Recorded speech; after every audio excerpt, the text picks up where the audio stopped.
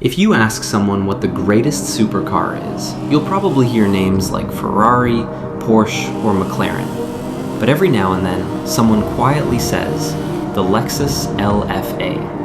Not because it's the fastest, not because it's the most expensive, but because it feels like something we'll never see again. The story of the LFA begins with a question that almost sounded impossible.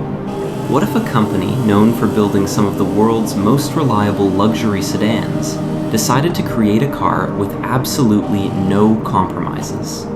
Not to dominate sales, not to impress shareholders, not even to make money, just to prove what its engineers were capable of. For most manufacturers, a supercar is a business decision. For Lexus, the LFA became an obsession. The project lasted nearly 10 years. Imagine spending a decade building one car. By the time it was almost finished, technology had already moved forward. Instead of rushing the launch, Lexus went back and redesigned major parts of the car all over again. At one point, they abandoned the aluminum chassis they had spent years developing and replaced it with an entirely new carbon fiber structure. Think about that for a second. Most companies would have accepted good enough. Lexus started over. Not because they had to, because they wanted something better. And maybe that's the first reason people admire the LFA. It represents a world where perfection mattered more than deadlines. But if there's one thing everyone remembers, it's the sound.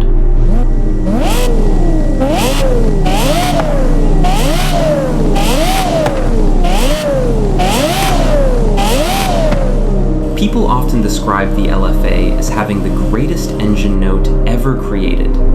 Interestingly, that wasn't an accident. The 4.8-liter V10 revs so quickly that a traditional analog tachometer couldn't keep up. That's why Lexus gave it a digital gauge instead. Not because it looked futuristic, because the engine was literally faster than the instrument designed to measure it. Even the sound inside the cabin was carefully engineered, not to make it louder, but to make every note feel natural. Some say it sounds like a Formula One car. Others compare it to a musical instrument. Maybe they're both right, because the LFA doesn't simply make noise, it creates emotion. Here's something fascinating. On paper, newer sports cars are faster. Many modern cars have more horsepower, more grip, better technology, better lap times. Yet people still talk about the LFA as if it belongs in a different category. Why?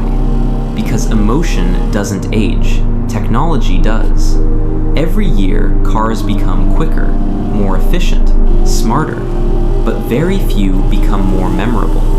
The LFA reminds us that numbers aren't what stay with us, memories are. The sound of an engine echoing through a tunnel, the vibration through the steering wheel, the feeling of chasing 9,000 RPM. Those moments don't appear on a spec sheet, and that's exactly why they matter. There's another reason the LFA feels so special. Toyota could have built another luxury sedan, another SUV, another car guaranteed to sell in huge numbers. Instead, they spent enormous amounts of money creating something they knew would never be commercially successful. In fact, many people believe Lexus lost money on every single LFA they built. Think about that. In today's world, where almost every product is designed to maximize profit, the LFA exists because a group of engineers wanted to build something unforgettable. That's an incredibly rare idea.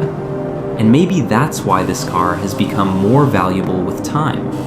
People aren't buying horsepower, they're buying a story, a philosophy, proof that passion can still exist inside a corporation. Perhaps that's the real legacy of the Lexus LFA. It showed the world that perfection isn't always practical. Sometimes it's irrational. Sometimes it's expensive. Sometimes it makes absolutely no business sense. And yet, those are often the creations we remember the longest. The Lexus LFA was never meant to change the world. It simply reminded us what happens when people stop asking, how much will it sell? And start asking, what's the best car we could possibly build? Maybe that's why, even after all these years, the LFA doesn't feel like a machine from the past. It feels like a reminder of what the future could have been.